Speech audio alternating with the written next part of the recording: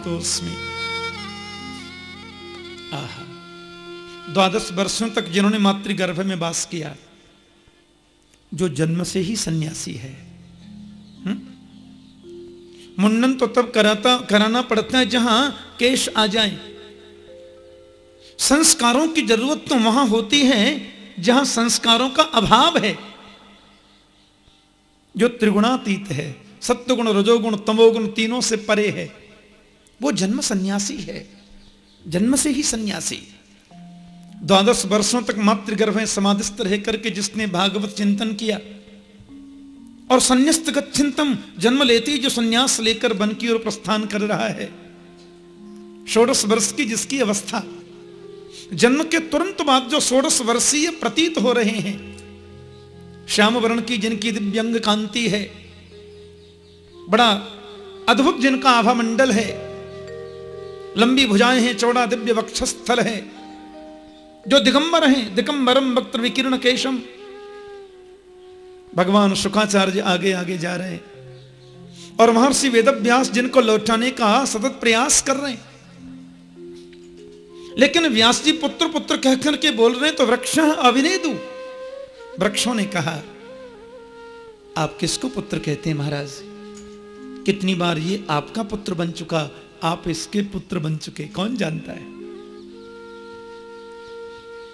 व्यासी महाराज ने भी जब ये जाना कि वास्तव में ये तो सर्वभूत हृदय है, ये तो भगवत स्वरूप है, तो वे लौट करके चले गए। तम सर्वभूत हृदयम मुनि मानतोस्मि।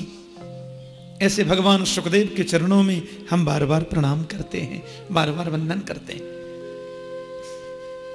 मां कात्यायनी के चरणों में बैठ करके हम लोग इस अमृत रससुधा का पान करने के लिए एकत्रित हैं। ऐसे ही पुराण की कथा के लिए एक बड़ी सुंदर भूमि बताई शास्त्रों में, उसका नाम है नैमिषारण्य। 88,000 संत जन विराजमान थे, जिनका जीवन ही कथा है। एक पुराण की कथा पूरी हुई तो दूसरी प्रारंभ। आपस में ही चर्चा करते हैं, कभी किसी को वक्ता बना करके बैठ जाते हैं। लेकिन आज अपने नित्य के कर्मों से निवृत्त होकर के वो ऋषि जन जब बैठे थे, शौनकादि बोलते हैं उन्हें, उनके मध्य में आदरणीय सूत जी महाराज पधारे।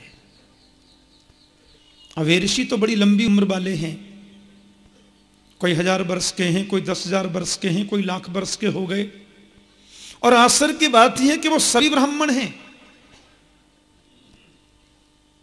आज उनकी कथा के मंडप में, उन ऋषियों की मंडली के मध्य में बिल्कुल एक युवा संत आया। महर्षि वेदव्यास के परम प्रिय शिष्य, भगवान शुकाचार्य के गुरु भ्राता। और आश्चर्य की बात यह है कि ये ब्राह्मण नहीं है। प्यार से बोलो जय श्री कृष्ण। अब देखो, ये तो आपको ध्यान रखना पड़ेगा 8 दिन पूरा। कुंभकर्ण की पत्नी श्रीमती निद्रा देवी जो हैं, तो कथा में थोड़ा गड़बड़ तो करती हैं। हाँ, एक माता तो मेरे से बोली, ठाकुर जी थे इतनी सोनी कथा बाँचो थाने के बताऊं महाराज। मैंने कहा क्या अच्छा लगता है आपको कथा में? बोले मैं 2-2 गोली नींद की खाऊं तो माने नींद को नहीं आवे। थारी कथा में तो बैठते ही माने ऐसी चोखी नींद आवे थाने के बोलूं महाराज। मैंने कहा किसी काम में तुमने मुझे पास तो किया माता। वो जरूर आती हैं। हाँ, श्रीमती निद्रा। कुंभकर्ण की मृत्यु के बाद में उन्हें बड़ा रोष हुआ और राम जी से बोली आपने मेरे पति को मार दिया, बदला लेकर के मानूंगी। राम ने कहा कैसे लोगी बदला? निद्रा बोली बताओ बैकुंठ में कौन जाता है? राम जी बोले वही जाते हैं जो कथा सुनते हैं। निद्रा बोली यही तो तरीका है, जहां भी कथा हो रही होगी वहां श्रोताओं के सिर पे जाके मैं आसीन हो जाऊंगी। बेचारे व्यास जी कथा सुनाते रहेंगे, श्रोता झोंका लेते रहेंगे। कोई सुनेगा ही नहीं तो बैकुंठ जाएगा ही नहीं, तो खाली गोदाम में तो ताला लगवाना ही पड़ता है ना जी। राम ने कहा बरोबर है देवी, लेकिन अपन भी एक नियम लगा देंगे। बोले क्या? कि हर 5 मिनट बाद जय श्री कृष्ण बुलवा दिए करेंगे। वो जरूर आती है। तो 8 दिन का ये अनुष्ठान है हमारा, उसमें आकर वो विघ्न न कर दें, इसलिए जय श्री कृष्ण जरूर याद रखा करें। हाँ, माता के चरणों में बैठे हैं और जय श्री कृष्ण बोलेंगे तो मुझे एनर्जी मिलती रहेगी। बोलो जय श्री कृष्ण। हाँ, शारीरिक थकान तो होती ही है, लेकिन जय श्री कृष्ण से करंट मिलता है। अब उन शौनकादि ऋषियों ने आदरणीय सूत जी को देखा, सब खड़े हो गए, पधारिए, बहुत कृपा की आपने। अब देखो महाराज, वो तो उनको प्रणाम कर रहे हैं और वो उनको प्रणाम कर रहे हैं, दोनों दोनों के सामने लेट रहे हैं। नहीं नहीं, आप ये क्या कर रहे हैं महाराज, मुझे बहुत शर्म आती है, बड़ा संकोच लगता है। आप लोग सब महान मनीषी हैं, तत्वज्ञ विद्वान हैं, अवस्था में भी मुझसे बहुत बड़े हैं, और इस प्रकार से आप मेरा स्वागत करते हैं। एक बात कहूं, संत वही सबसे श्रेष्ठ है जो अपने को कभी संत समझे ही नहीं। ज्ञानी वही सबसे ऊंचा है जो किसी को अज्ञानी न समझे। ज्ञानी वही सबसे ऊंचा है, और गुरु वही सबसे उत्तम है जो अपने को कभी गुरु मानता ही नहीं। बोलो जय श्री कृष्ण। धनवृद्धा बलवृद्धा आयुवृद्धा तथैव च ते सर्वे ज्ञानवृद्धस्य किंकराः शिष्य किंकरा। कोई बल में बड़े होते हैं, कोई आयु में बड़े होते हैं, कोई धन में भी बड़े होते हैं, लेकिन ते सर्वे ज्ञानवृद्धस्य, ज्ञान में जो बड़ा होता है ना, वो सबसे आदरणीय और सबके लिए पूजनीय होता है। शौनकादि ऋषियों ने बिल्कुल निष्पक्ष भाव से अपने मन की बात सूत जी से कह दी कि अज्ञान अध्वांत विध्वंस कोटि सूर्य समप्रभ सूताख्या ही कथा सारम मम कर्ण रसायनम। मानव के जीवन में जो अज्ञान रूपी अंधकार बैठा है, उस अज्ञान अंधकार को दूर करने के लिए सूत जी आप करोड़ों सूरजों के समान हैं, कोट सूर्य समप्रभ। इसलिए आज आपसे विनम्र निवेदन है, ऐसी कोई कथा हमें बताओ जो कानों के द्वारा अमृत रस का काम करे। मम कर्ण रसायनम। और एक बात आपसे स्पष्ट कह दें, हमें कोई दुख नहीं है और हमने कभी दुख को दुख समझा भी नहीं है, और कदाचित दुख आवे भी तो सूत जी दुख और सुख तो मन की मान्यता है। जिसको हमने मान लिया वो सुख है, और जिसको मान लिया वही दुख है। वास्तव में तो सुख भी कुछ नहीं होता और दुख भी कुछ नहीं होता। लेकिन जब संसार के लोगों की ओर हम नजर डालते हैं तो देखते हैं वो दुख को ही सुख मान करके बैठे हैं, और वे दुख को दुख मानकर उसमें ज्यादा दुखी हो रहे हैं, क्योंकि मान्यता ही दुख को और ज्यादा जन्म देती है। इसलिए हम ऐसी कथा सुनना चाहते हैं जो कथा सुने हम और दुख दूर हो जाए संसार के लोगों का।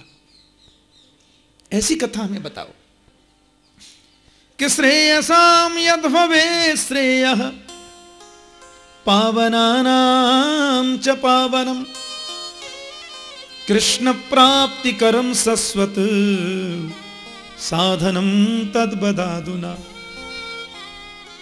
श्रेष्ठ में भी जो परम श्रेष्ठ है, पवित्रों को भी जो परम पवित्र बनाता है, और ऐसी कथा जो गोविंद से मिलाने वाली है। एक बात कहूं, कभी किसी संत के पास में जाकर यह प्रश्न मत करो कि दुकान कैसे चलेगी। किसी भी महापुरुष के पास में जाकर के यह प्रश्न मत करो कि फैक्ट्री में बरकत कैसे होगी। किसी महापुरुष के पास में जाकर यह क्वेश्चन मत करो कि घर में पोता होगा कि नहीं। संतों के पास जाकर तो एक ही प्रश्न करो, गोविंद मिलेगा कि नहीं, कन्हैया की प्राप्ति होगी कि नहीं। और यह प्रश्न आपने किया है तो सर्वोत्तम प्रश्न है, इससे ऊंचा कोई प्रश्न नहीं होता। और ध्यान देना, दुख भी मिलेगा हमारे कर्मों से, सुख भी मिलेगा हमारे कर्म से, लेकिन भगवत शरणागति गोविंद की प्राप्ति तो संत कृपा से ही संभव है। इसलिए दुख और सुख तो हमें मिलने वाले हैं, ना भुक्तम क्षीयते कर्म जन्म कोटि शतैरपि अवश्यम एव भोक्तव्यम कथम कर्म शुभाशुभम। जैसा कर्म अपने करते हैं वैसा फल मिलने वाला है, और बोया पेड़ बबूल का तो आम कहां से होए, संभव ही नहीं है। लेकिन संत कृपा कर दें तो भगवत शरणागति प्रदान कर सकते हैं। संत कृपा कर दे तो गोविंद को आपको प्रदान कर सकते हैं। इसलिए महापुरुषों के पास में जाकर यदि प्रश्न करना है तो यही प्रश्न करो, कृष्ण प्राप्ति करम शाश्वत साधनम तद्बदाधुना। ऐसा साधन बताइए जो कृष्ण की प्राप्ति कराने वाला हो। बहुत प्रसन्न हो गए सूत जी। सच्चा संत ऐसे प्रश्नों से ही प्रसन्न होता है। संसार की व्यर्थ की बातों से हम संतों के क्षण को बर्बाद करते हैं। और महाभारत में लिखा है कि संतों का क्षण और अन्न का कण कभी बर्बाद मत करो। महापुरुषों के पास जाकर तो गोविंद मिलन की साधना पूछो। आदरणीय सूत जी महाराज गदगद हो गए। काल ब्याल मुखग्रास त्रास निर्नास हेतवे श्रीमद्भागवतम शास्त्रम कलौकीरेण भासितम। ये काल रूपी जो ब्याल है, ब्याल बोलते हैं सर्प को। असल में हमारा जीवन क्या है? एक बहुत बड़ा अजगर सांप है और अपना मुंह खोल करके पड़ा हुआ है। अब मैं उस अजगर सर्प के मुंह के अंदर बैठा हूं, तो मेरा जीवन सुरक्षित कब तक है? जब तक वो सर्प अपना मुख बंद ना कर ले। उसने मुख बंद किया, यहां राम नाम सत्य हो गई। एक पल भी जिस मानव के जीवन का भरोसा नहीं है, उसको भी शीघ्र गोविंद से मिलाने की सामर्थ्य किसी में है तो केवल भागवत की कथा में ऋषियों। देवताओं को भी इस कथामृत को पान करने का कभी कभी अवसर नहीं मिलता है। राजर्षि परीक्षित को भगवान सुखदेव कथा सुना रहे थे, सब लोग जानते हैं प्रसंग। अमृत सुधा को लेकर के देवता लोग आए, कलश सामने रखा और बोले परीक्षित को जो आप अमृत पिला रहे हैं कथामृत, वो हमें दे दीजिए, और इस भागवतामृत को परीक्षित को पिला हमको दे दीजिए, और ये स्वर्ग का अमृत परीक्षित को प्रदान करें। तो सर्प भय से परीक्षित को मोक्ष मिलेगा और संसार भय से हमें मुक्ति मिलेगी। सुखदेव जी बोले कर तो देता, पर देवताओं ने जो भागवतामृत की तुलना स्वर्ग के अमृत से करी, ये मुझे प्रिय नहीं लगा। देखो तो स्वर्ग का अमृत है क्या? हमने यहां सकाम अनुष्ठान किया, बड़े यज्ञ किए, दान किए, धर्मशालाएं बनवाई, कुएं बनवाए, और वो सब सकाम किया तो उसका फल होता है हम स्वर्ग में जाते हैं।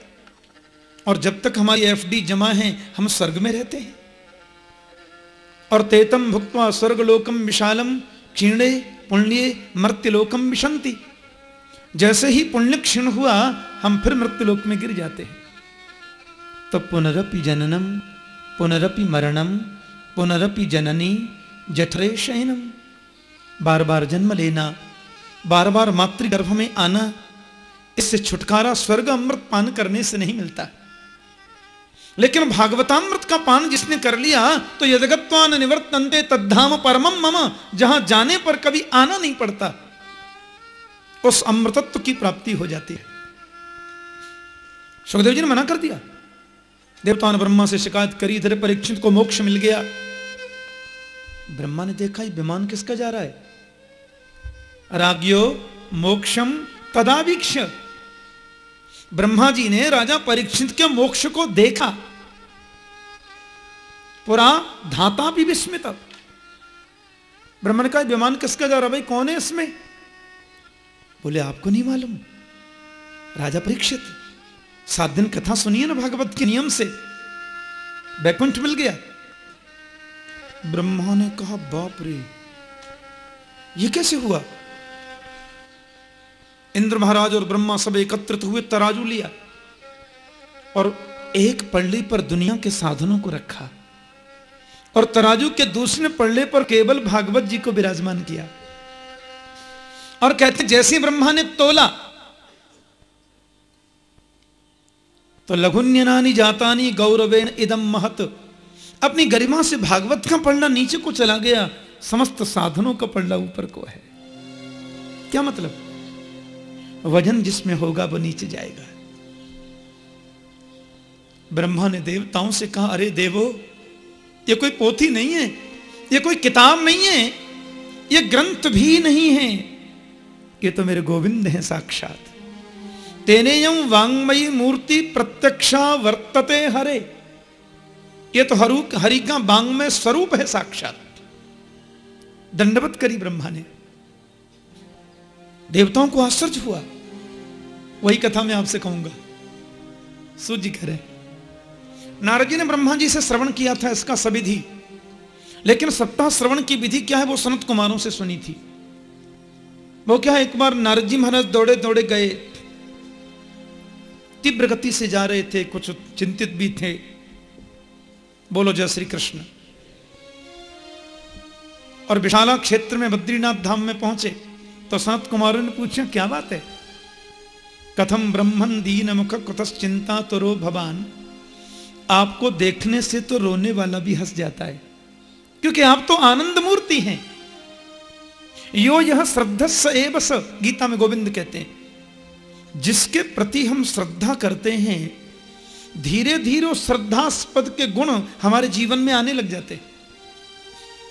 तो आप तो आनंद मूर्ति कृष्ण के परमोपासक हैं, इसलिए आपके दर्शन से लोगों को भी आनंद मिलता है। आज आप स्वयं उदास हैं, क्यों? कहां से आ रहे हैं, कहां जा रहे हैं? नारद जी बोले, आपको ही ढूंढ रहा था महाराज। मैं पृथ्वी में आया और सारी पृथ्वी को घूम करके देखा, हरि क्षेत्र, कुरुक्षेत्र, श्वेतबंध, रामेश्वर और सब जगह गया महाराज, मुझे कहीं शांति नहीं मिली, कहीं संतोष नहीं मिला। एक बार लोग सत्य बोलते हैं तो बोलते हैं हरिश्चंद्र के बाद अब हमारा ही नंबर है, और झूठ 50 बार भी बोले तो उसकी कोई गिनती नहीं। लोगों की प्रवृत्ति बड़ी विचित्र है महाराज। कोई शुभ काम करेंगे तो चाहेंगे कि 10 लोग और सुने कि मैंने ये किया, और बुरा कर्म करेंगे तो चाहेंगे कि पड़ोसी को भी पता न चले। लोगों की वृत्ति हो गई है। आश्रमों में गया, संतों का सम्मान कम हो गया, बुजुर्गों का आदर कम। बड़ी बात बताई नारद ने। लेकिन वृंदावन धाम में जब मैं पहुंचा महाराज, तो मुझसे देखा नहीं गया। माता पृथ्वी आज भक्ति के दुख को देखकर दुखी है। कलकल निरादिनी पावन यमुना के तट पर देवी भक्ति खड़ी थी, हजारों देवियां उनकी सेवा में थीं। उनके पुत्र ज्ञान वैराग्य एकदम सुषुप्तावस्था में पड़े थे, वृद्ध हो चले हैं दोनों। भक्ति ने मुझे अपना पूरा परिचय दिया, अपने दुख का कारण बताया, और मैंने ज्ञान वैराग्य दोनों के बुढ़ापा को दूर करने का सतत प्रयास किया। वेद पाठ किया, वेदांत पाठ किया, गीता पाठ, मुहुर्मुहु बार बार गीता पाठ भी किया। लेकिन पाठ करूं तब तक तो ज्ञान वैराग्य युवक होते जाएं, पाठ को विराम देती दोनों वृद्ध होकर पड़ जाएं। माता भक्ति बहुत दुखी है। मैंने भक्ति को उनके स्वरूप का बोध भी कराया। कतो याहूतस्तु भगवान याति नीच ग्रहेष्वपि। हे भक्ति देवी, तुम जिस घर में चली जाती हो, वो तो चाहे कर्मा का घर सही, चाहे रैदास का भक्त सही, चाहे सदना कसाई का घर सही, चाहे सबरी भिलनी का घर सही, जिस घर में तुम चली जाती हो उस घर में तो गोविंद जाते ही हैं। और मुक्ति को प्रभु ने तुम्हारी दासी बनाकर के रख छोड़ा है। माया तो नर्तकी है, तुम तो मालकिन हो देवी। लेकिन भक्ति माता ने कहा, वो सब ठीक है नारद जी, पर माता युवती और वृद्ध हो जाए पुत्र, इससे बड़ा कष्ट मां के लिए और क्या हो सकता है। क्योंकि जिस चीज के ग्राहक कम हो जाते हैं ना, उसको सस्ते में बेचना पड़ता है। प्यार से बोलो जय श्री कृष्ण। ग्राहक जिसके कम, उसको सस्ते में बेचना पड़ेगा। महाराज, मैंने भक्ति माता के सन्मुख ज्ञान वैराग्य दोनों की वृद्धता के निवारण के लिए बहुत प्रयास किया, लेकिन मैं सफल न हो सका। तो आकाशवाणी ने बोल दिया कि तुम चाहते हो तो सत्कर्म करो। अब यही जानने के लिए आपके चरणों में आया हूं कि वो सत्कर्म क्या है, मुझे कौन सा सत्कर्म करना चाहिए। और कौन सत्कर्म वास्तव में सुख की अनुभूति कराएगा। सनत कुमार बड़े मुस्कुराए और एक बड़ी सुंदर बात कही कि सत्कर्म सूचको नूनम ज्ञान यज्ञ स्मृतो बुधई श्रीमद्भागवतालाप सतुगीत शुकादि भी। जिस सत्कर्म के लिए आपसे कहा गया है भगवान, वो सत्कर्म तो भागवत ज्ञान यज्ञ है। और किसी भी कथा के प्रवचन को ज्ञान यज्ञ का नाम नहीं मिला, यह तो केवल भागवत को ही प्राप्त है। ज्ञान यज्ञ करो। नारद जी बोले आप मजाक तो नहीं कर रहे? मैंने वेद का पाठ कर लिया, वेदांत पढ़ लिया महाराज, गीता पाठ भी सुना दिया, केवल भागवत से क्या होगा? सनत कुमारों ने सुंदर बात कही कि वेदो पनिषदा सारा जाता भागवती कथा। वेद और उपनिषदों का सार ही भागवत है। बल्कि आप यूं समझें कि वृक्ष का पूरा सार फल में होता है। वैसे तो पूरा वृक्ष ही रसमय है, पर हम ये सोचने लगे कि आम के वृक्ष में से जब फल निकलता है तो फल की प्रतीक्षा क्यों की जाए, डाली तोड़ के ही खाना शुरू कर दो ना। डाली तोड़ करके खाओगे तो दांत ही निकल जाएंगे, मुख तो मीठा नहीं हो सकता। लेकिन प्रतीक्षा करेंगे तो पृथक भूता फलाकृति, संपूर्ण वृक्ष का जो सार है वो फल की आकृति के रूप में प्रकट होता है। तो भगवान वेद हैं, कल्प वृक्ष, और फल की आकृति में उसका रस है श्रीमद् भागवत। इसलिए इसमें वेद की निंदा नहीं है ऋषिवर। हम तो ये बताना चाहते हैं कि संपूर्ण वेद और वेदांत का जो सार है वही श्रीमद् भागवत है। बिना वेद के भागवत नहीं है, लेकिन वेद का सार ही भागवत है।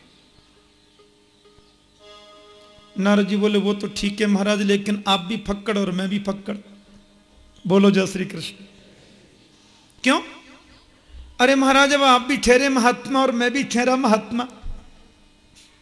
पहले तो ये कथा कराई कहां जाए, दूसरी बात ये मैं चाहता हूं कि आपके श्रीमुख से हो जाए। अब कैसे पंडाल बने, कैसे क्या व्यवस्था हो, भक्ति माता वृंदावन में, आपको वृंदावन चलना होगा। सनत कुमारों ने कहा देखो, भक्ति माता से प्रार्थना करो कि थोड़ा वो आगे आए, थोड़ा हम नीचे उतरें, बीच में मिल जाए। बोलो जय श्री कृष्ण। क्योंकि सनत कुमार जी बैठे बद्रीनाथ में और भक्ति माता है यमुना के किनारे वृंदावन धाम में, और बद्रीनाथ और वृंदावन के बिल्कुल बीच में जो जगह आती है वो है हरिद्वार। हरिद्वार से बिल्कुल उतना ही आगे बद्रीनाथ है और उतना ही पीछे वृंदावन धाम है। तो हरिद्वार के पास में गंगा तट पर एक आनंद नाम का तट है। और देखो नारद जी, बात यह है कि वहां बहुत विशाल बट वृक्ष है और बट वृक्ष की छाया इतनी दूर दूर तक जाती है कि वहां बिछायत की जरूरत नहीं, उसकी छाया में संत बैठ जाएंगे कथा सुनने। और बट वृक्ष के नीचे जो चबूतरा है वहां बन जाएगी व्यास गद्दी। और क्योंकि वृक्ष के नीचे बालुका रहती है ठंडी, इसलिए फर्श की भी जरूरत नहीं। भक्ति माता को आमंत्रित करो। भक्ति माता को आमंत्रण भेजा, व्यास गद्दी लगी और सनत कुमार जी वहां पर विराजित हो गए। अब तो पता चला कि सनत कुमार कथा कर रहे हैं। बड़े बड़े संत महात्मा, बड़े बड़े अमलात्मा ज्ञानी, बड़े बड़े योगी जन पधारे। बल्कि लिखा है कि 4 वेद, 6 शास्त्र, समस्त इतिहास पुराण, वेद की ऋचाएं, मूर्तिमान संत बनकर वहां कथा सुनने आई। भागवत की कथा को तो शास्त्र भी सुनते हैं।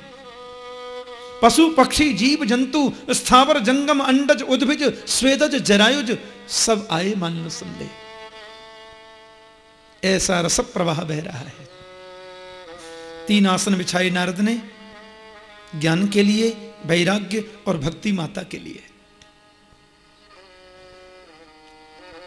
मुख्य यजमान बनकर सन्मुख नारद विराजे। सनत कुमार जैसा महान तपस्वी ब्रह्मा जी के मानस पुत्र व्यास मंच पर हैं, भागवत की महिमा का गान किया। काशी वास करने से, गंगा स्नान करने से, जीवन पर्यंत तीर्थों में रहने से जो फल प्राप्त होता है वह फल अनायासेन तत्सर्वम सप्ताह श्रवणे लभेत, भागवत श्रवण से प्राप्त हो जाता है। बहुत महिमा बताई भागवत जी की। नारद जी ने कहा मुझे कुछ अनुमति है महाराज। हाँ, आजकल हम शहरों में जो कथाएं होती हैं तो दिन में कथा करने के बाद मैं रात्रि में 1.5-2 घंटे लोगों को प्रश्नोत्तर के लिए देने लगा हूं, क्योंकि लोगों की कामना रहती है दिन में जो हमने सुना उसमें कोई जिज्ञासा किसी की रहती है तो पूछ सकते हैं। ये परंपरा रही है शास्त्रों की। भागवत में कोई बात समझ में न आवे आप तुरंत नोट करिए और समय रहते किसी के माध्यम से व्यास मंच तक उसे पहुंचाइए तो व्यास मंच से उसका समाधान होगा। नारद जी ने कहा कुछ पूछने की अनुमति है? सनत कुमार बोले हाँ हाँ कहिए। भक्ति माता अलक्षित रूप से बैठी हैं, ज्ञान वैराग्य के निमित्त कथा हो रही है। कोई ज्ञानी भागवत को सुनकर के मुक्ति पाले आश्चर्य नहीं है। किसी पापी को भागवत सुनने से जीवन में परिवर्तन आता है? कोई भक्त भागवत को सुनकर के गोविंद को पाले आश्चर्य नहीं है। किसी दुराचारी को भागवत श्रवण से गोविंद चरणों में पहुंचने का मार्ग प्रशस्त हो सकता है। बोले ये मानवापा कर्तस्तु सर्वदा सदा दुराचार रता विमार्गगा क्रोधाग्निदग्धा कुटिलाश्च कामिन सप्ताह यज्ञेन कलौ पुनन्ति थे। सनत कुमार जी कहते हैं जिस मनुष्य ने जीवन में कभी सत्कर्म कदाचित नहीं किया, दुराचार परायण जिसकी वृत्ति बनी रही, क्रोध रूपी अग्नि में जो हमेशा जलता ही रहा, जो कुटिल भी है खल और कामी भी है, वह भी कथा का श्रवण करे कलयुग में तो 8वें दिन से उसके जीवन में परिवर्तन आ जाता है। सत्ताह यज्ञेन कलौ पुनन्ति ते। सत्य संभाषण में भी जिसकी प्रवृत्ति नहीं है, बल्कि मैं तो समझता हूं माता पिता की जो शुद्ध संतान नहीं है, या माता पिता की जिसने सेवा भी निष्ठा से की नहीं है, ऐसा व्यक्ति भी किसी माध्यम से भी 7 दिन नियम से कथा सुने तो उसके जीवन में परिवर्तन आता है और वो पवित्र हो जाता है। और मैं तो यहां तक कहता हूं कि जीवन पर्यंत जिसने पाप कर्म किया और पाप करते करते जिसकी अकाल मृत्यु हो जाए, मरने के बाद भूत प्रेत बन के भी भटकता हो, उसके नाम से भी उसके निमित्त हम भागवत करा दें तो वह भी प्रेत योनि से मुक्ति प्राप्त कर लेता है। नारद जी बोले बात को समझ में कम आई। पर देखो तुंगभद्रा नाम की नदी के किनारे एक गांव है जिसका नाम है उत्तम नगर। थोड़ी महात्मा की कथा बता रहे हैं, अभी भागवत शुरू नहीं हुई। भागवत तो हम लोग 7 दिन आज के बाद अलग से सुनेंगे। आज तो हम केवल थोड़ी भगवत चर्चा, भागवत की महिमा के बारे में जो सनत कुमारों ने कहा वो सुनाए। तुंगभद्रा नाम की नदी के किनारे एक उत्तम नगर है। वर्णाश्रम धर्म का पालन करने वाले सब लोग वहां रहते हैं। एक आत्मदेव पंडित जी भी रहते हैं। घर में गऊ माता है, बांझ हो गई, तुलसी वृक्ष है, सूख गया, पत्नी कर्कश स्वभाव की है, पता चला कि मुझे पुत्र नहीं है इसीलिए सब है, वन में पधारे और अपना प्राणांत करना चाहते थे। किसी संत ने उनको फल दिया, मैं संक्षिप्त कह रहा हूं, और वो फल लाकर के अपनी पत्नी को दिया। पत्नी ने कहा अब देखो जिसके यहां सब कुछ है वहां खाने वाला नहीं है, और जहां भोजन की व्यवस्था नहीं है वहां खाने वालों की लाइन लगी है।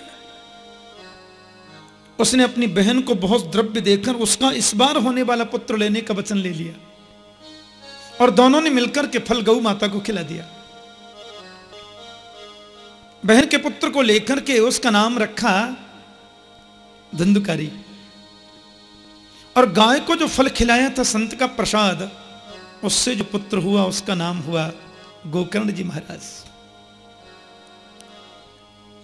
एक बात कहूं, इकलौता बालक जिस घर में जन्म लेता है उसके बिगड़ने के चांस ज्यादा होते हैं। आत्मदेव जी इस बात पर ध्यान न दे सके और धुंधकारी की प्रवृत्ति जो है वो दुष्प्रवृत्तियों में परिवर्तित हो गई। शराबपान करने लगा, जुआ खेलने लगा, दुर्गुण उसमें आ गए और उसने आत्मदेव जी के स्वर्ग जैसे घर को नरक बना दिया। आत्मदेव ने कहा, हे भगवान, रात्रि के 2-2 बजे ये पुत्र आता है, सुरापान करता है, ऐसे पुत्र से तो मैं बिना पुत्र का ही ठीक था। धुंधकारी से कहा, बेटा मैंने कितने संतों के चरणों में मत्था टेका, कितने अनुष्ठान आदि मैंने कराए, तू ब्राह्मण पुत्र होकर के सुरापान करता है, यह तेरी वृत्ति ठीक नहीं है। पिताजी को डांटते हुए कहा, चुप रहिए, आपकी बुद्धि सठिया गई है और हम जो करते हैं उसे बिल्कुल ठीक करते हैं। बैठे बैठे आत्मदेव जी रो रहे हैं। घूमते हुए वहां गोकर्ण जी महाराज आ गए। गोकर्ण भी आत्मदेव जी को पिता ही कहते थे। पिताश्री, क्या बात है?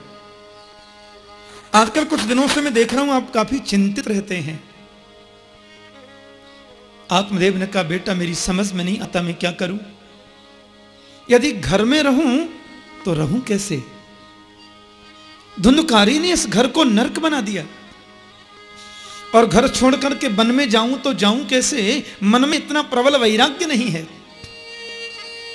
मेरा मार्गदर्शन करो गोपुत्र।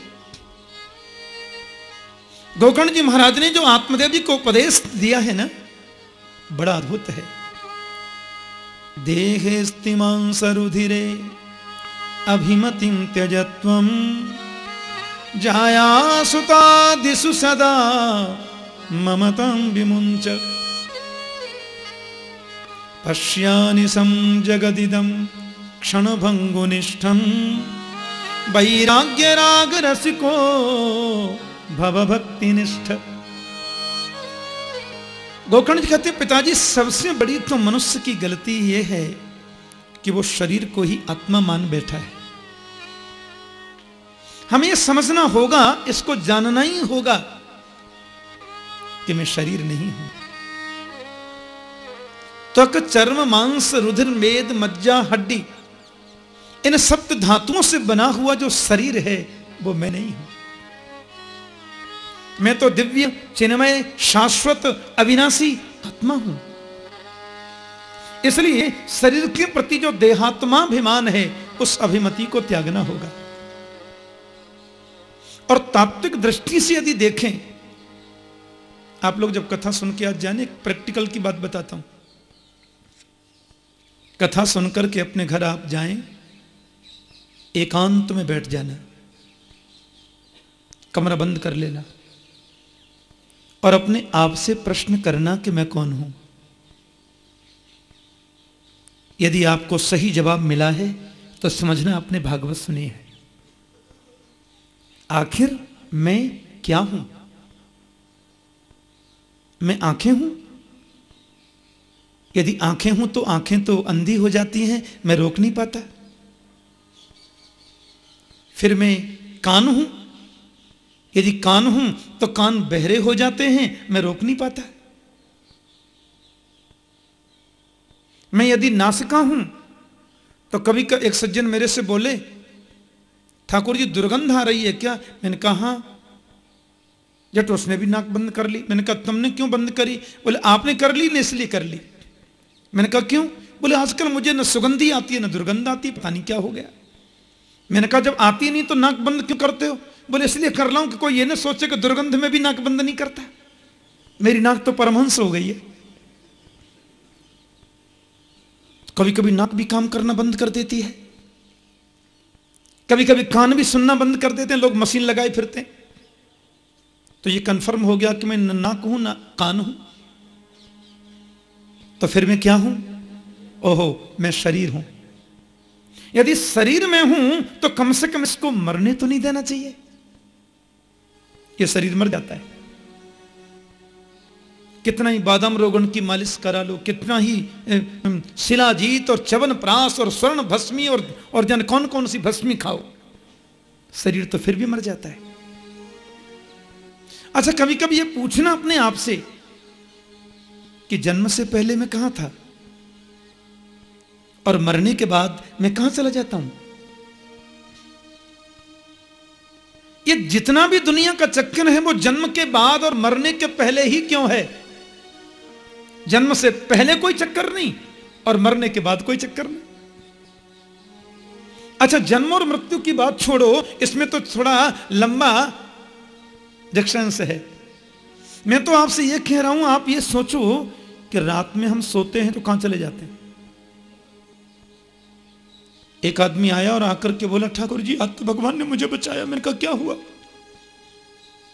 बोले मेरे ऊपर पंखा गिर गया। अरे मैंने कहा तुमने गिरने क्यों दिया? मैं तो सो रहा था ना महाराज, मेरे को नहीं मालूम। वो तो तब पता चला जब वो गिर गया। तो अपने आप से पूछो कि रात में हम सोते हैं तो कहां चले जाते हैं। दिन में सांप दिख जाए तो 104 डिग्री बुखार आता है, और रात में सोए थे ऊपर होकर सांप निकल गया, हमको मालूम ही नहीं।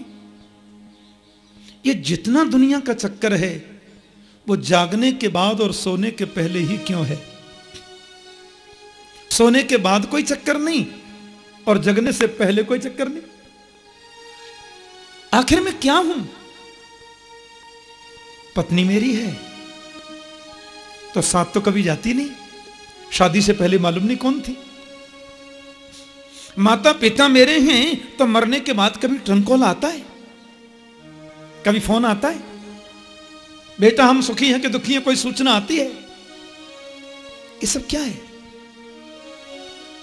ये ऑफिस, ये फैक्ट्री, ये मकान, ये दुकान, ये पत्नी, ये बच्चे, ये परिवार।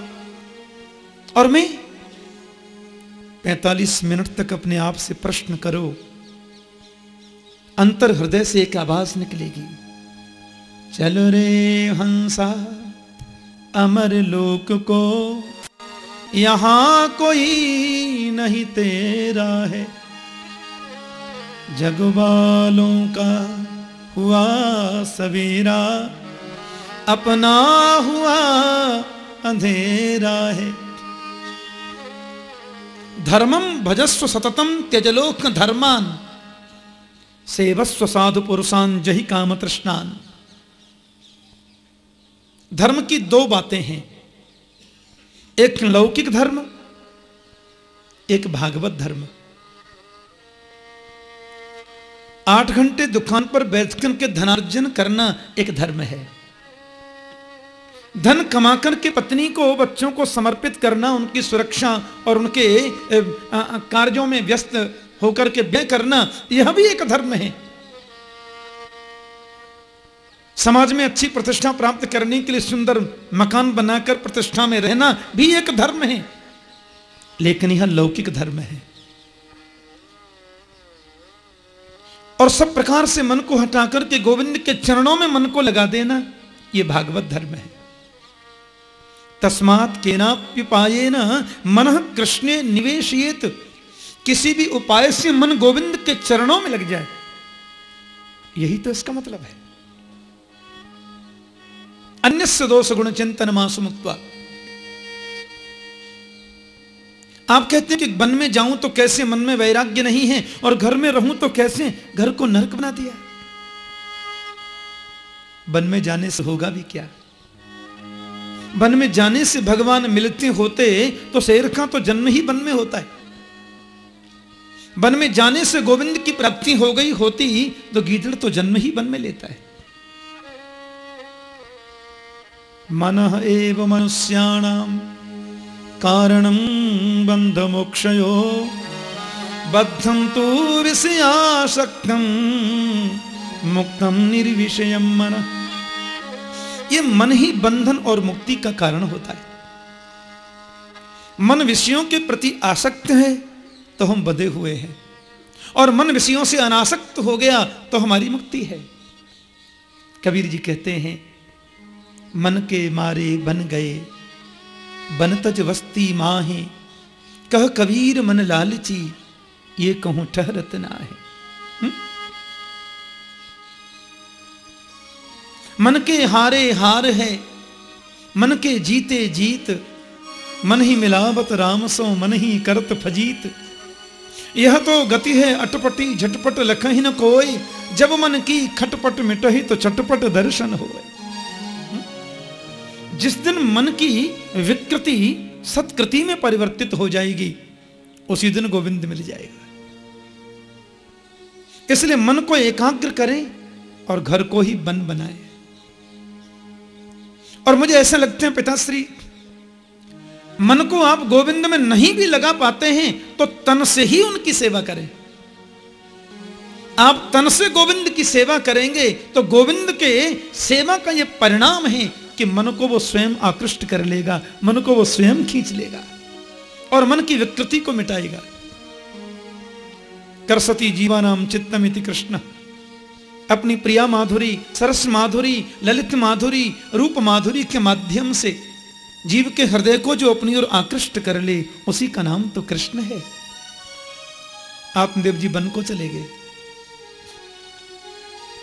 धुंधकारी मां को मारने लगा तो मां कुआं में गिर गई और वो गोकर्ण जी तीर्थ यात्रा में चले गए। बेश्याओं को लाके घर में रख लिया।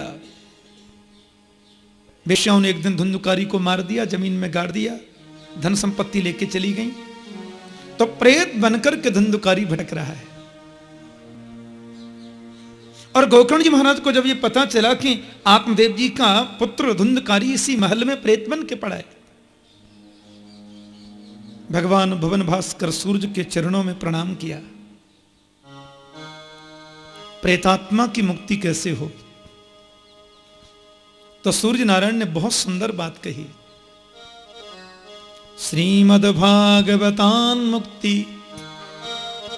सप्ताहम वाचनम कुरु इति सूर्यमज सर्वै धर्म रूपम तु विस्तृतम। भागवत की कथा का आयोजन करो। बड़ा सुंदर सुरम्य बगीचा था, बांस के वृक्ष खड़े थे। गोकर्ण जी महाराज गौपुत्र हैं, विप्र रूप हैं, व्यास गद्दी पर विराजे, ब्राह्मण पाठ में बिठाए और स्वयं वाचन करने लगे। एक आसन बिछाया धुंधकारी के लिए, जहां कहीं भी आप हैं आकर के बैठो, कथा हम आपके लिए कर रहे हैं। और कथा आती है कि धुंधकारी आकर बैठा तो वायु उसको उड़ा देती है। तो व्यास गद्दी की बगल में दाहिनी तरफ एक सप्त ग्रंथि का बांस खड़ा था, उसमें धुंधकारी आके बैठा, ऐसा लिखा है। और एक एक दिन की कथा के श्रवण से बांस की ग्रंथियां फटती जाती हैं। और 7 दिन की कथा पूर्ण होते ही 7 ग्रंथियां फट गई। उसमें बैठा हुआ प्रेतात्मा धुंधकारी देवरूप बन गया। भाई जी आपने बहुत बड़ी कृपा की, भागवतामृत पान कराया, मेरा जीवन धन्य हो गया। देखिए भगवान के धाम से विमान आए और मैं तो बैकुंठ जा रहा। जैसे ही वो विमान की ओर बढ़े, गोकर्ण जी ने भगवत पार्षदों से प्रश्न किया, ऐसा लिखा है। बोले साहब ये क्या हो रहा है? बोले जी वो बात यह है कि ये धुंधकारी ने बड़े प्रेम से कथा सुनी है ना जी, तो इनके लिए हम लोग विमान लेकर के आए हैं और ये बैकुंठ जाएंगे। बोले भेदभाव क्यों? अत्रैव बहवः सन्ति श्रोतारो मम निर्मला, आनी तानी विमानानि न तेषां युगपत् कृतः। भागवत श्रवण करने से व्यक्ति को मोक्ष मिलता है, ये बात यदि सत्य है तो यहां हजारों लोगों ने कथा सुनी, फिर आप सबके लिए विमान लेकर क्यों नहीं आए? भागवत सुनी हजारों ने और विमान आया अकेले धुंधकारी के लिए, यह तो भेदभाव है। ऐसा क्यों? तो प्रभु के पार्षदों ने बहुत सुंदर जवाब दिया। श्रवणस्य विभेदेन फल भेदोत्र संस्थितः श्रवणं तु कृतं सर्वैः न तथा मननं कृतं। श्रवण के भेद से फल में भी भेद हो गया। भागवत तो वही है, पर श्रवण करने वालों की जो पद्धति है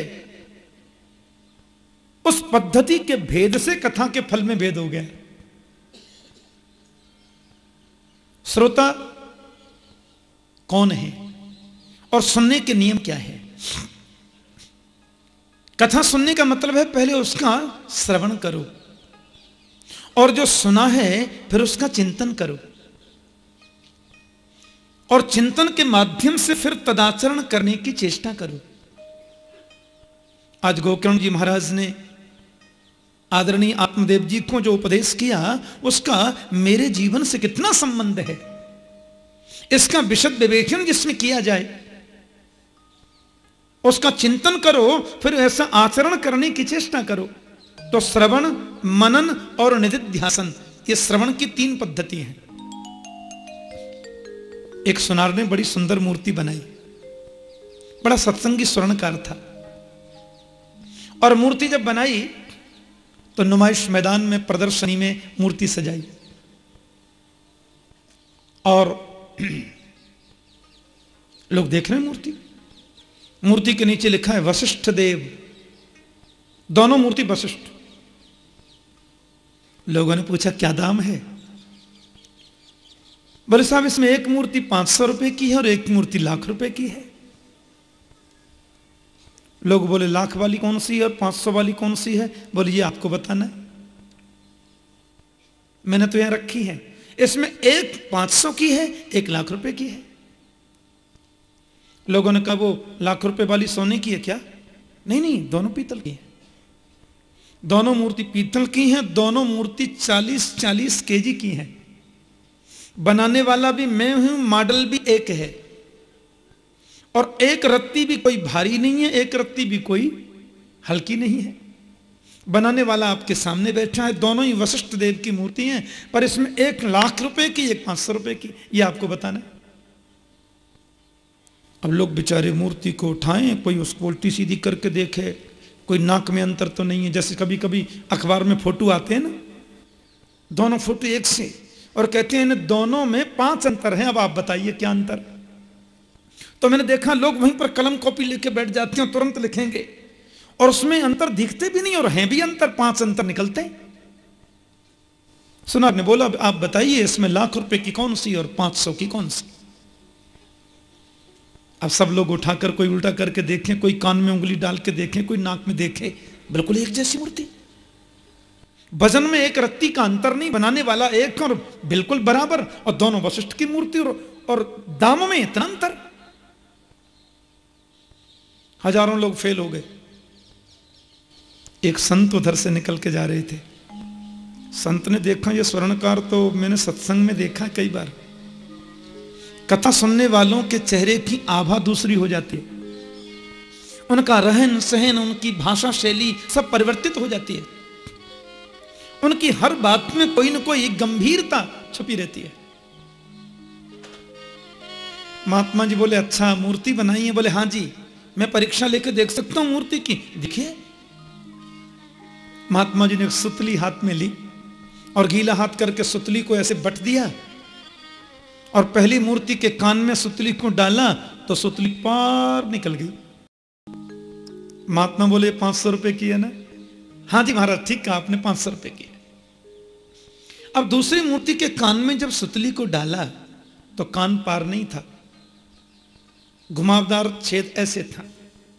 अब वो सुतली कान में डालते गए और सुतली ऐसे ऐसे मुड़ करके सीधी पेट में चली गई। बोले लाख रुपए की है। जो सुनकर के इधर से इधर निकाल दे वो है सरोता या सोता,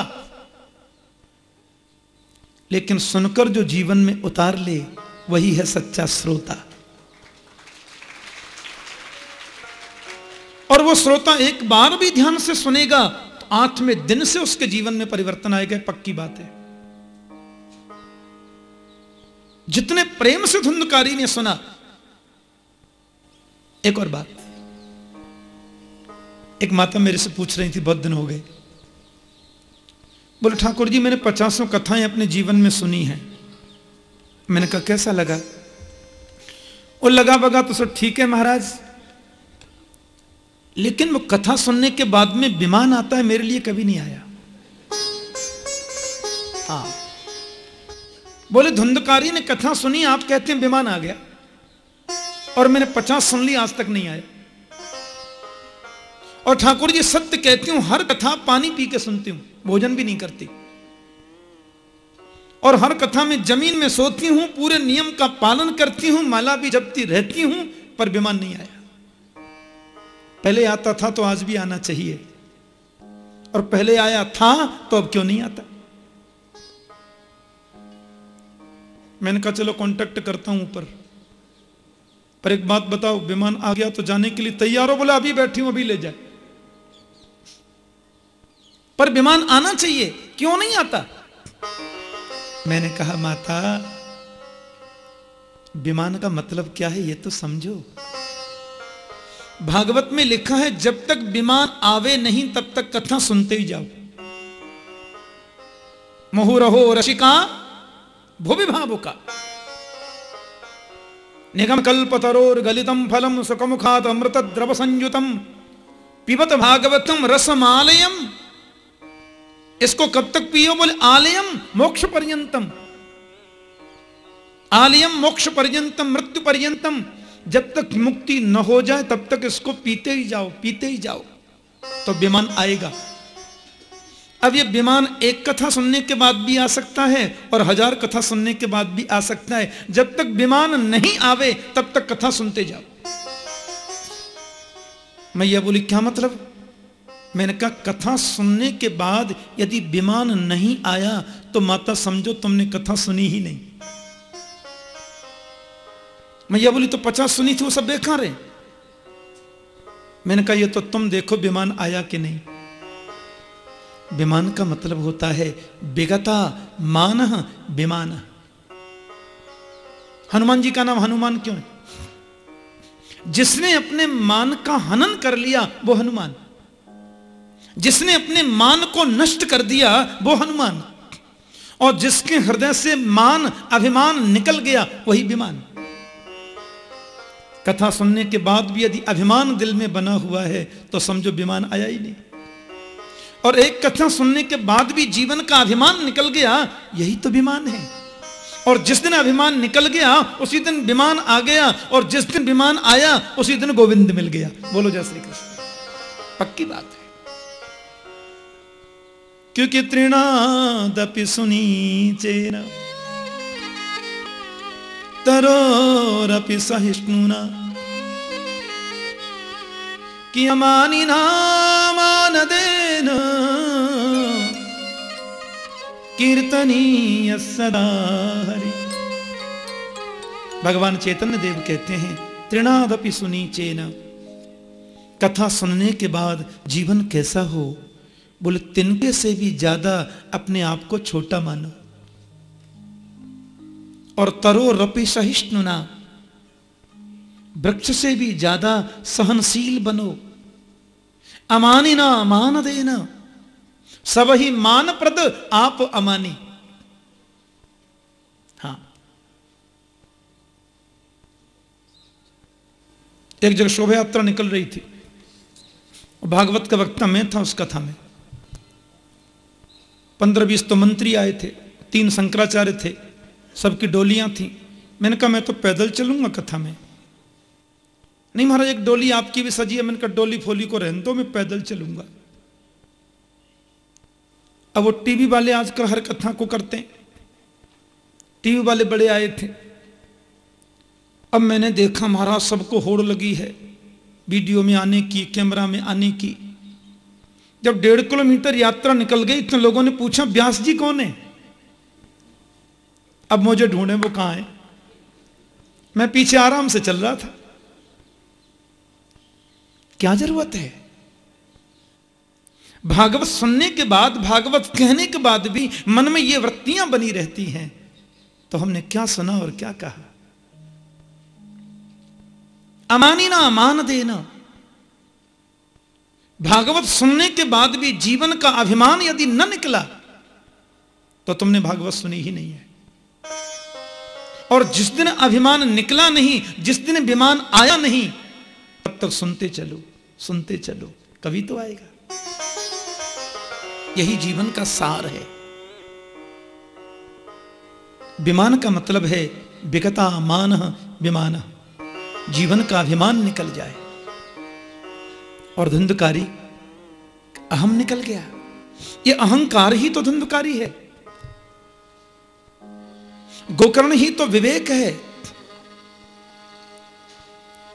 गोकर्ण रूपी विवेक जब ज्ञान रूपी भागवत का आश्रय ले तो अहंकार रूपी धुंधकारी चला जाता है, तो विमान हो जाता है।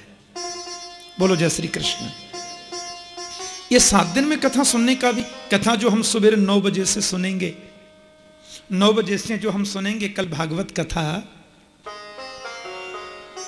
7 ही दिन में क्यों? क्योंकि हमारा जन्म 7 ही दिन में होता है। रवि, सोम, मंगल, बुध, बृहस्पति, शुक्र और शनि, 8 दिन तो होते ही नहीं। और संजोग देखो, यहां अपनी कथा भी आरंभ रविवार से ही हो रही है। बोलो जय श्री कृष्ण। माता की कृपा से सब संजोग बनते जाएंगे, देखना। शिवरात्रि पर्व भी इसी कथा में आ जाएगा। फाल्गुन माल बसंतोत्सव तो चल ही रहा है हमारे ब्रजमंडल में। हाँ, बनाना नहीं पड़ता, ऑटोमेटिक बनता है। रवि, सोम, मंगल, बुध, बृहस्पति, शुक्र और शनि।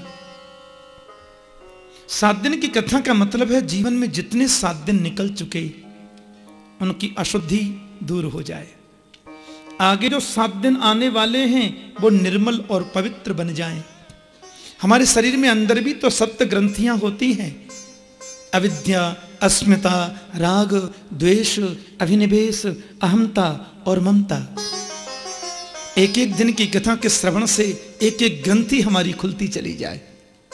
और जिस दिन 7 ग्रंथियां खुल जाएं, उसी दिन तो विमान आता है। यही इसका मतलब है। भागवत सुनने के बड़े सुंदर नियम हैं। मैं 2 मिनट में जरा नियम और बता दूं। शुभ मुहूर्त में कथा का आरंभ करो। बिना मुहूर्त के कथा प्रारंभ करने से दोष नहीं लगता, लेकिन शुभ मुहूर्त में प्रारंभ करने से पुण्य ज्यादा जरूर होता है। भागवत की व्यास गद्दी पर जो वक्ता बैठे उसको विरक्तो वैष्णवो विप्रो वेद शास्त्र विशुद्धिकृत, उसको परम विरक्त होना चाहिए, संतोषी होना चाहिए। श्रीमद् भागवत में सदगृहस्थ सुदामा जी को उत्तम कोटि का विरक्त कहा है। कृष्ण स्यासीत सखा कश्चित ब्राह्मणो ब्रह्मवित्तम विरक्त इंद्रियार्थेषु प्रशांतात्मा जितेंद्रिय। तो गृहस्थ जीवन में जो संतोषी होता है उसकी विरक्त संज्ञा हो जाती है। इसलिए भागवत का वक्ता विरक्त होना चाहिए, परम संतोषी और वैष्णव होना चाहिए, प्योर वेजिटेरियन। रामकृष्ण के भक्त को वैष्णव कहते हैं। विष्णु इदम वैष्णवम। वेद शास्त्र में निष्णात भी होना चाहिए। व्यास मंच पर उद्धरण भी देवे तो शास्त्रों का दे। ठीक है, कभी थोड़ा सा 1-2 मिनट कुछ कह दिया, अलग बात है, लेकिन ज्यादा चर्चा शास्त्र की करे। नियम है कथा का। बीच में आलस्य न आ जावे, इसलिए जय शब्दम नमः शब्दम शंख शब्दम चकारे। बीच में कभी कीर्तन करावे, कभी जय जयकार लगाए, कभी शंख ही बजाए, ताकि श्रीमती निद्रा जी आक्रमण न कर लें श्रोताओं पर।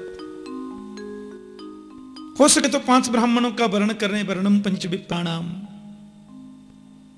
वक्ता के बगल में कुछ सुंदर कीर्तन आदि की व्यवस्था करें। वक्तु पार्श्वे सहायार्थम अन्यस्थाप्य तथा विधो।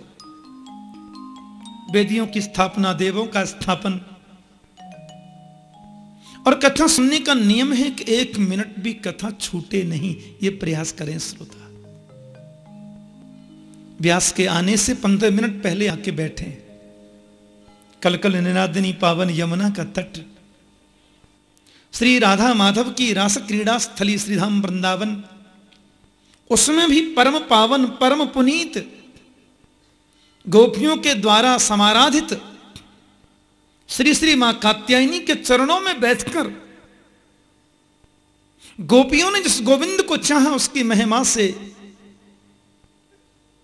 संवेष्टित श्रीमद् भागवत की कथा श्रवण करने का अवसर मिले, इससे बड़ा सद्भाग्य और क्या हो सकता है।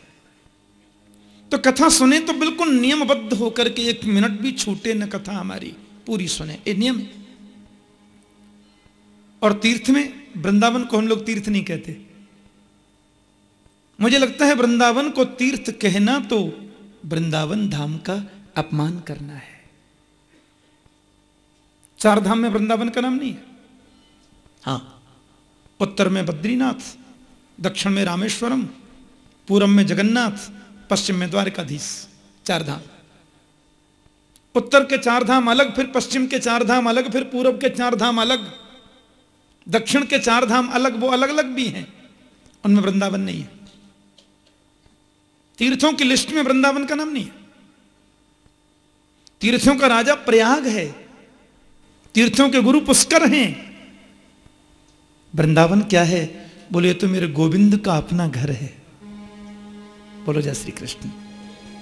तीर्थों का राजा जब प्रयाग को बनाया गया तो सब लोग उसको टैक्स देने जाते, कर देने जाते, भेंट देने जाते, वृंदावन कभी नहीं गया। प्रयागराज ने बड़ी मीटिंग बुलाई देवताओं के साथ में, ब्रह्मा के पास गए, ब्रह्मा से बोले ऐसे ही अपमान कराना था तो आपने की तीर्थों का राजा बनाया मुझे, ये सब लोग आते हैं मुझे भेंट देने, ये छोटा सा वृंदावन कभी आता नहीं। ब्रह्मा बोले वृंदावन के बारे में कुछ भी कहने की मैं स्थिति में नहीं हूं, पर तुम्हारी सहायता कर सकता हूं। ब्रह्मा जी सबको लेकर के नारायण के पास गए, गोविंद के पास। कन्हैया बोले बोलो। बोले ये तीर्थराज बड़े